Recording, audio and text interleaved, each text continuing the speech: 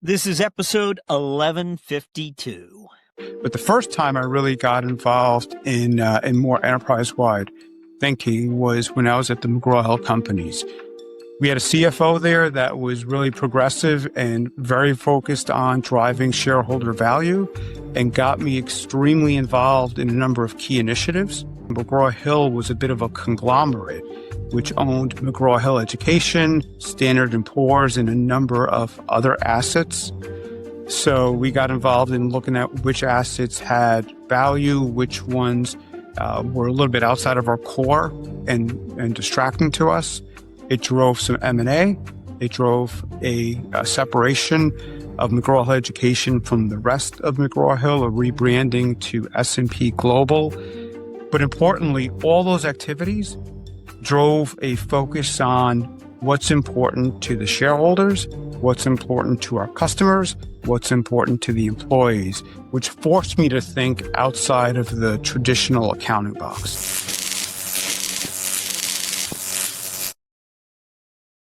Before we get into today's conversation, I want you to listen for a shift that's happening quietly inside the CFO role.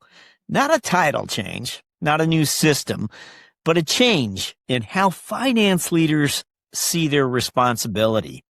My guest today has lived on both sides of that line, when finance was about precision and control, and when it suddenly became about choices, trade-offs, and pressure that doesn't get delegated. We talk about what happens when the buck truly stops with you, why some CFOs never make the leap, and how technology, private equity, and AI are forcing finance leaders to think smaller and bigger at the same time. This is a conversation about when finance stops keeping score and starts shaping the game. Our talk with CFO Manny Korakis begins after this.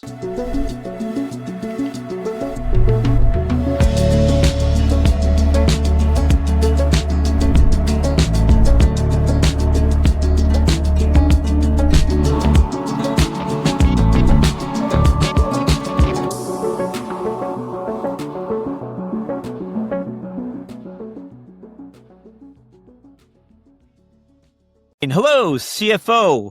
Manny Korakis is with us.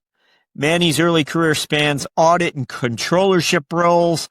A first CFO seat was at S&P Dow Jones Indices and a senior finance leadership role at IQVIA, a data-driven global healthcare organization. Today, as CFO of Presidio, he helps guide a technology solutions business operating in a fast-changing digital environment. Manny, welcome. Thanks, Jack. Thanks for having me on your podcast. Happy to be here. Yeah, great. Good to have you. As you probably know, we begin by asking you to look back across your career and try to identify those experiences you feel prepared you for a CFO role. What would come to mind for you? Yeah, it's a great question, Jack. And first off, I didn't start my career with a destination in mind. I wasn't thinking I'm starting my career to progress to CFO. I'm happy it did, but it really got formed over the years through a culmination of experiences that I had.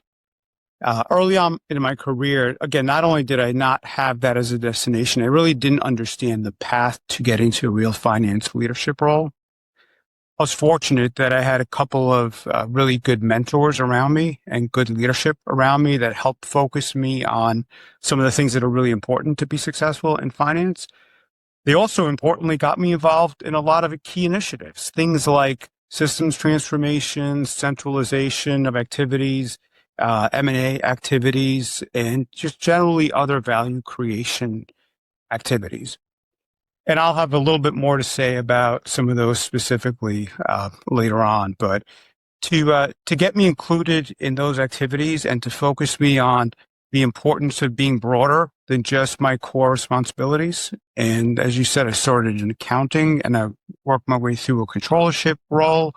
That really focused me to think a lot more than just the controller function and the controller core set of responsibilities. So I'd say those experiences are really what helped accelerate my career and lead me to a CFO role.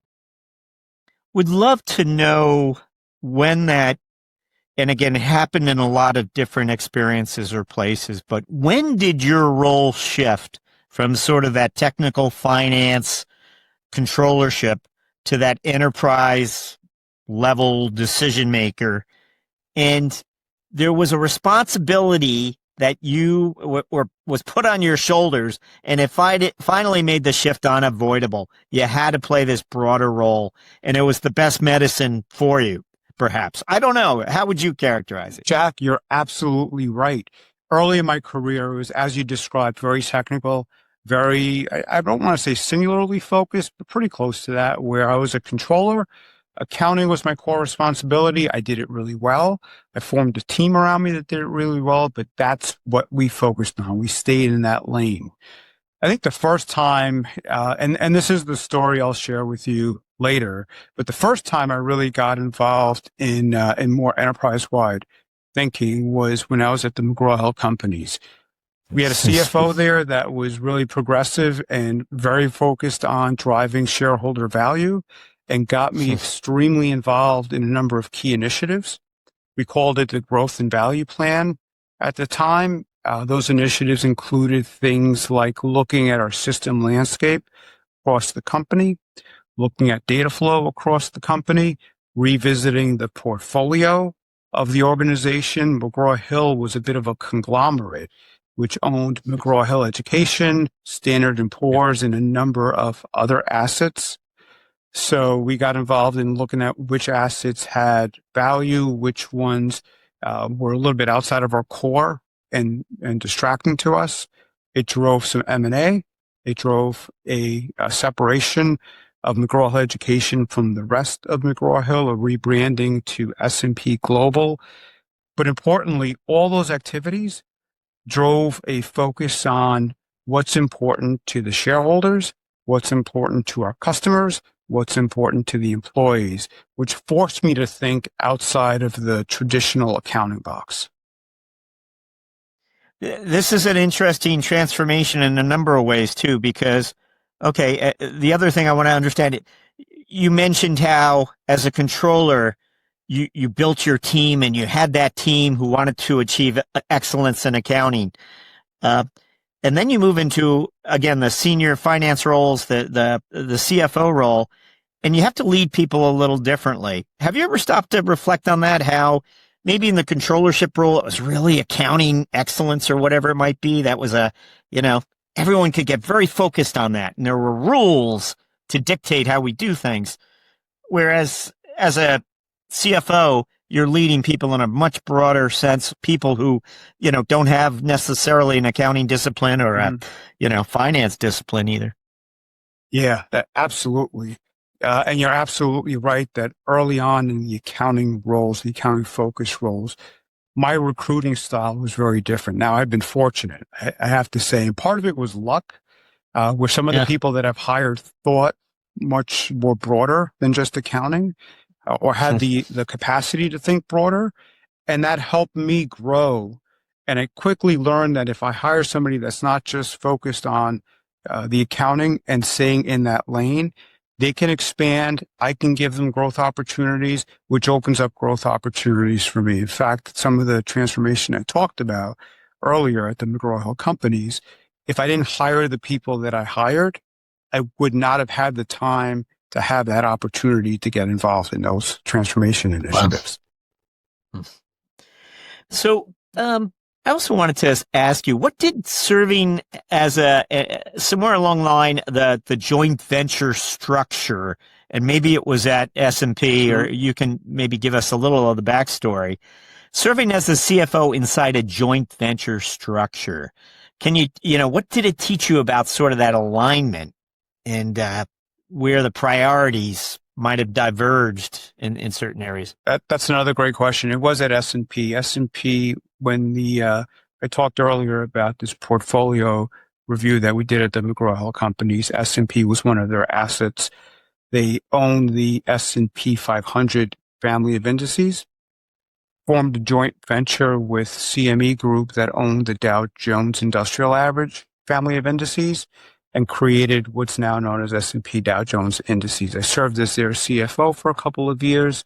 And you hit on a very interesting point.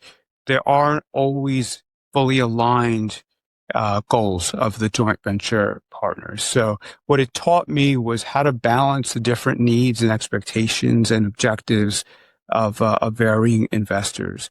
They were aligned in many cases, which made my job very easy, but not always aligned. So you had to walk that fine line to try to meet and satisfy all interested parties.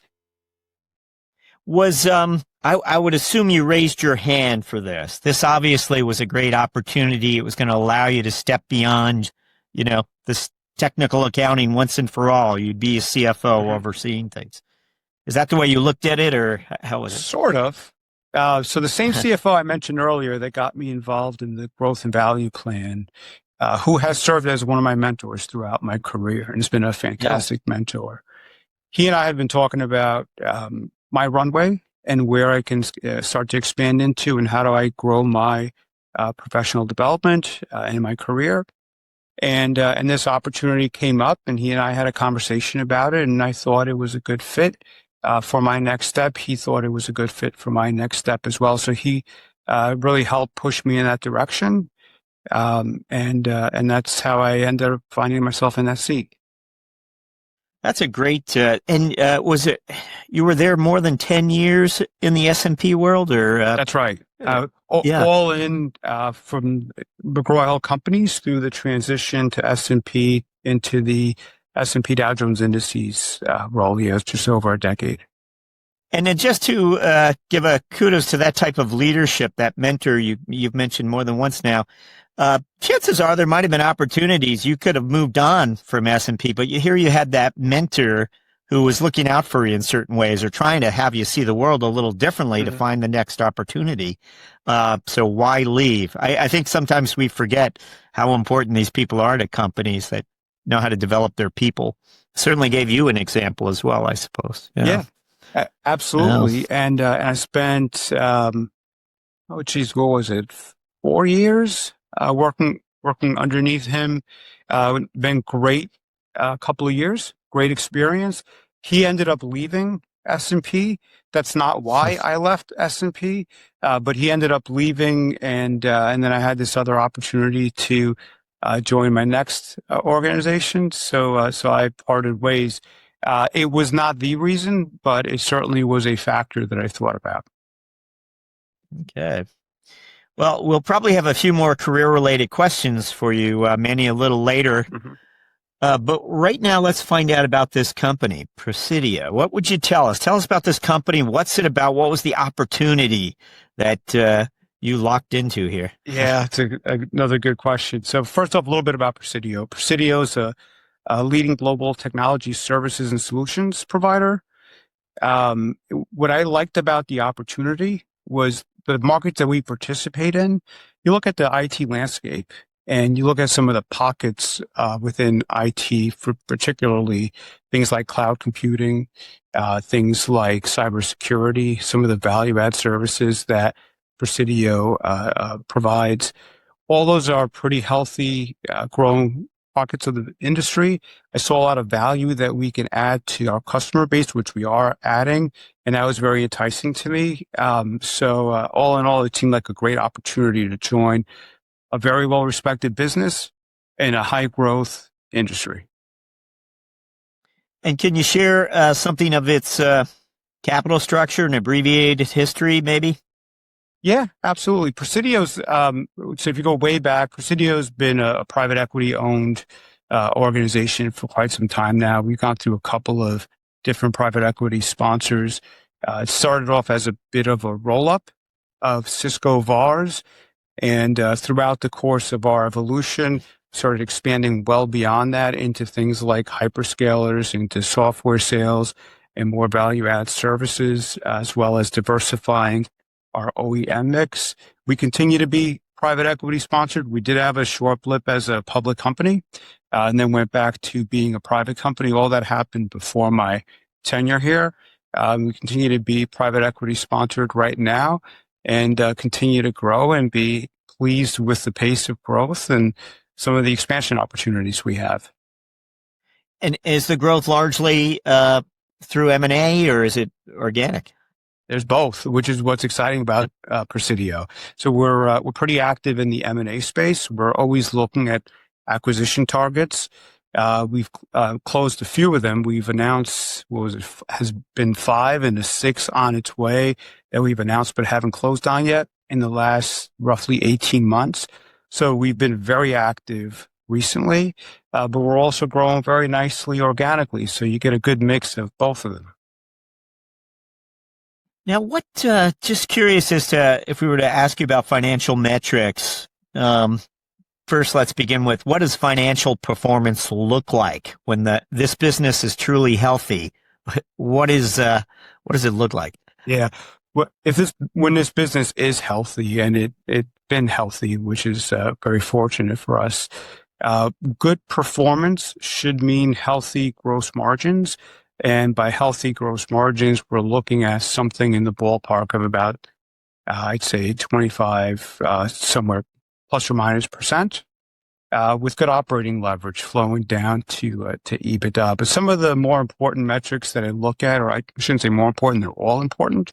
Some of the other metrics that I look at are how are we managing the balance sheet? Is our cash flow healthy? Are we converting our EBITDA to free cash flow? Are we converting pipeline opportunities to bookings and those bookings to revenue at the pace that we expect to be converting them? And then I also look at what's the mix of product and services to our overall profit. Lastly, I look at what's the mix of recurring revenue streams to non-recurring streams. Give us some sense of, when you invest, how do you decide where Presidio should invest versus where it should hold back?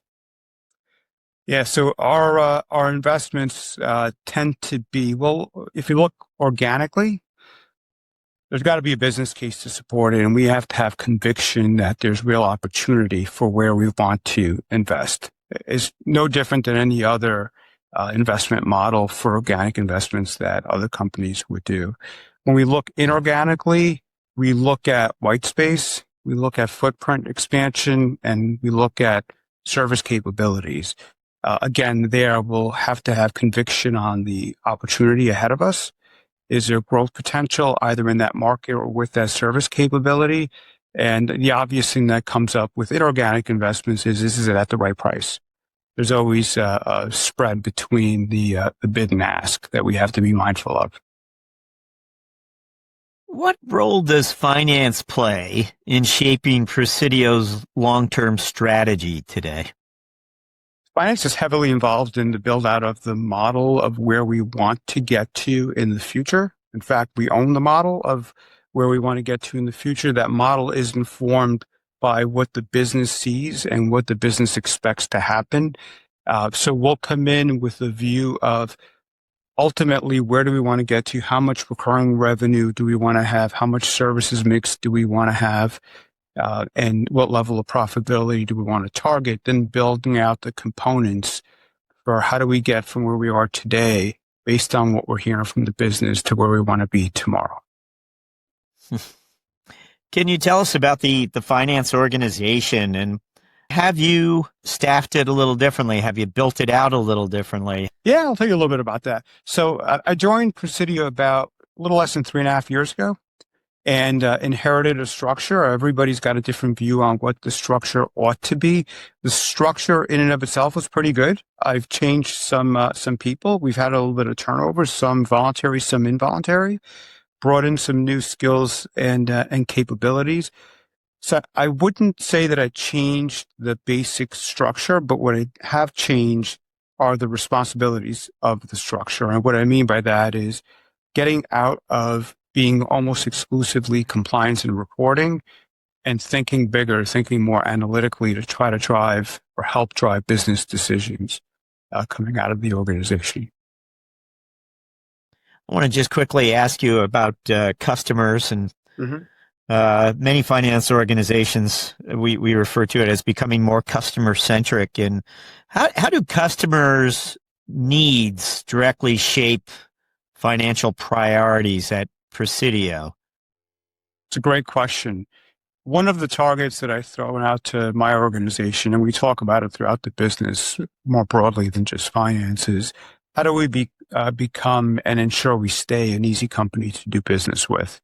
I want to make sure that the customer experience is seamless and a customer doesn't have any issues with how they're receiving information from us or any disputes with information that they do get from us. So taking all that into consideration with how financial operations work, I want to make sure that our processes and our systems are set up to support that. And a lot of the initiatives that we have today are focused on things like billing accuracy, cash collection accuracy, to make sure that we don't have disputes with our customer base. Interesting.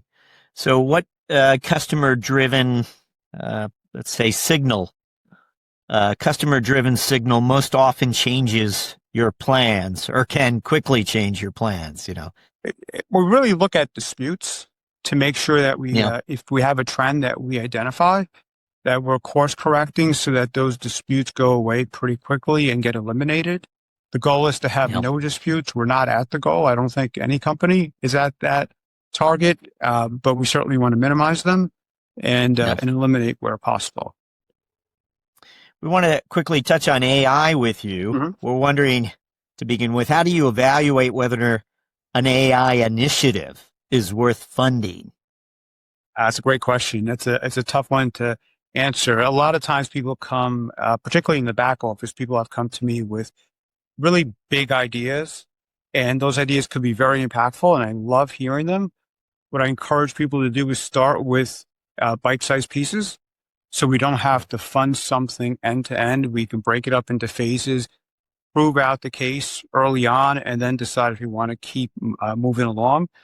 We're still in the very early stages in the back office, to be honest. So we haven't gotten to the point where we've had a big case that we've had to see end to end and incur that cost. We're still at the bite-sized stage, which is right now where we should be, in my opinion. We're starting to make investments in those initiatives. We're starting to get people excited about using it and using it more frequently. And I see a tremendous opportunity going forward. But right now, the investments are enabling them to have the tools that they need and providing the training so they can get started. Great. Where has AI changed the way this finance function operates, do you think, today? It hasn't had a very meaningful impact in the way we day-to-day operate. What it's had a meaningful impact on is how we think about the future. So what we started doing is, first off, many people in the finance organization utilize AI today in their personal lives and in their professional lives. It's very basic in the professional side. They're taking over some tasks, or they're using AI to take over some tasks, but largely they're continuing to do the activity to prove to themselves that the output is the right output. But they're all starting to think about, how do I leverage that information that I've gathered and the experience that I've gathered with whatever AI I've started to use and expand it out broader in my function. Is there, do you have and I don't know, are there AI use cases that have already delivered the clearest business impact or not?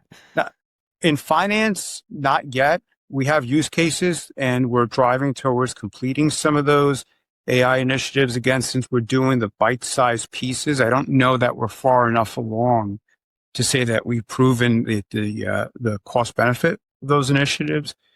I will tell you that what we're starting to see, I'll give you an example for myself. I've built an agent myself, which I didn't think I'd be able to, by the way, but AI helped me build an AI agent. And what it's done for me is it's given me information that I didn't have before. So what we're finding in pockets is that AI is getting us something that we never saw, we never had access to, or we never thought we'd have time to accomplish. But now we're able to do it with AI, but in very small doses. What I'm looking forward to in the coming year is how do we expand that? Again, now that we have that little bit of experience, we've seen some of the output.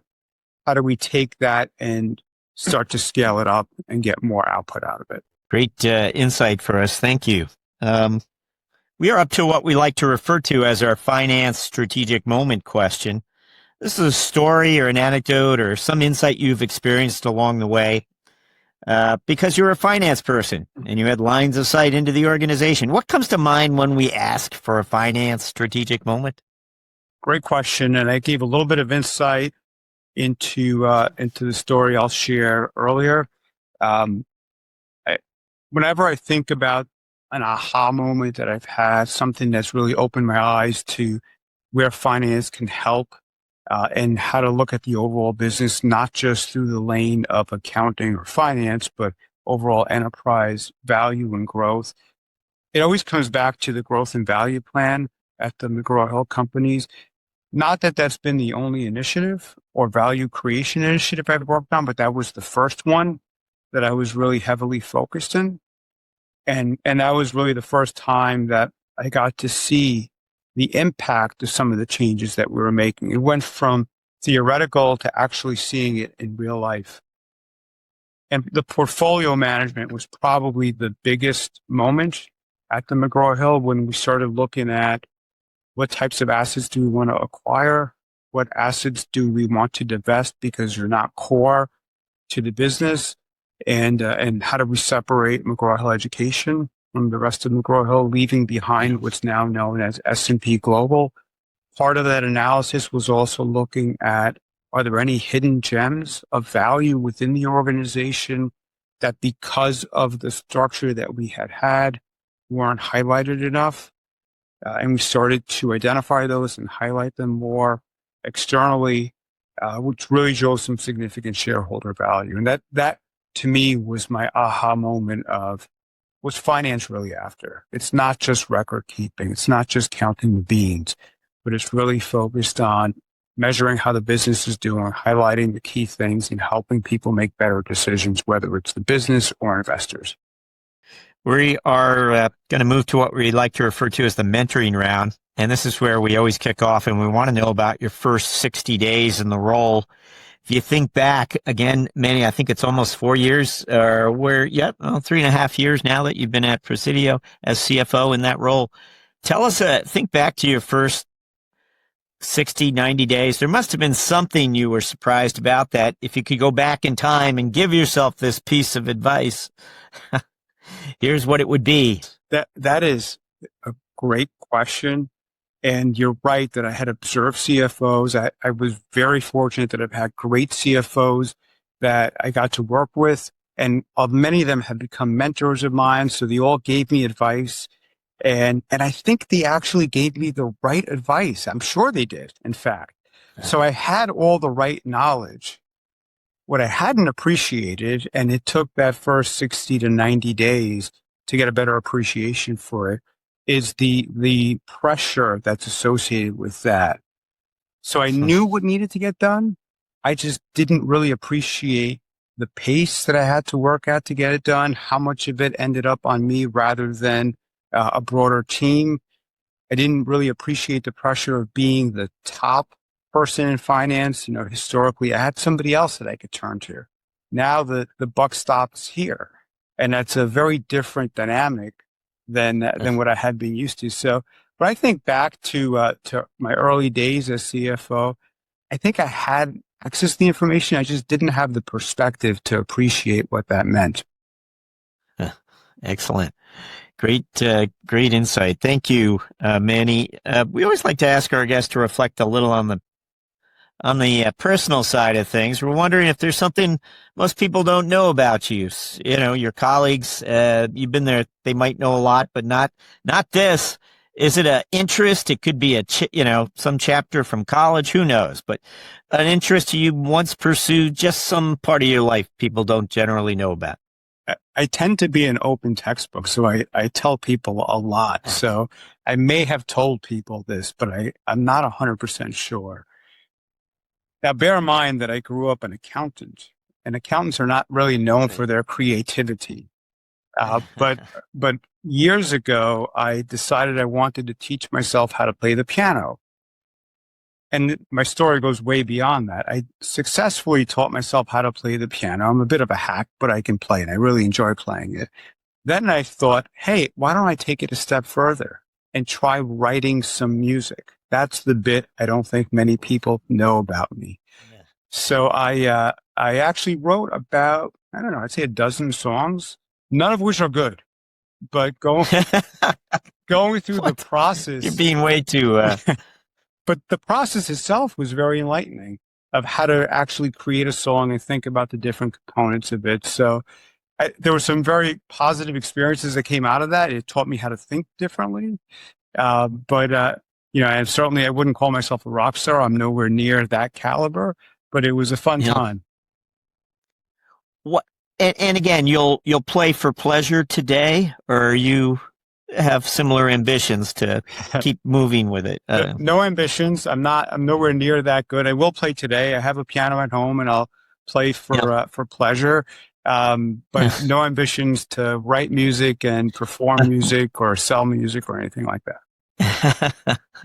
Well, that's great. We've had some piano players before, but not ones who did it from the ground up. No lessons in your early years or in childhood, or it took 1 week of lessons as an adult. I was in my 30s, I think late 30s when I started. Really? Yeah, and the beauty of social media is you can learn a lot of it online, and it also motivates you. I would think that's right. At some level, watching others do it. Yeah, well, wonderful. Thank you for that. I always like to know if there was a business book or something that influenced your thinking one way or the other through life. It might be a resource that you can recommend. Anything, a book selection, resource, something you share with us? I do have one. I've read many business books, and there's many good ones, but the one book that sticks out is not a business book. Think Like a Freak. I don't know if you've ever read the Freakonomics books or any of them. Oh, sure. But what I really liked about Think Like a Freak was and it kind of gets back to the story I just told about writing music and learning how to play the piano. It forces you to think differently. You get into many situations and you immediately jump to a conclusion. And reading this book highlighted many areas where jumping to that conclusion was the wrong conclusion, and how to really analyze a problem a little bit differently. And what I liked about that is you can take those concepts and bring them into the business world, and not jump to those conclusions. Really think about whatever problem it is you're facing a little bit differently. We've had some of the Freakonomic books mentioned. I don't know this one, so thank you. It's always good to get a new selection. Hey, we are up to our final question. This is where we're going to ask you to look forward, and we're interested in your priorities as a CFO for the next 12 months. What would your CFO priorities be the coming year? There's a couple that I'll highlight. One, I want to accelerate our shift towards recurring and service revenues. Those two become very important to our business for two very different reasons. The services are our intellectual property, so expanding on the growth there expands on our IP and expands on our customer retention. The recurring nature of revenue. My goal there is to increase the predictability of the business. So both of those become very important to me. The second I would highlight is I want to deepen our financial insights and visibility, building out our data and analytics functions, leveraging things like AI that we spoke about earlier to drive better insights into the organization, and improving on our forecasting accuracy become very important to me as well. Then lastly, I talked about some of the M&A deals that we've done. We've announced 6 of them, 5 of which have closed in the last 18 months, continuing the journey to evaluate and explore what other opportunities are out there, and making sure that we have the right capital to allocate where appropriate is another priority for ours. Manny Korakis, thank you for joining us on CFO Thought Leader. Right. Thank you, Jack.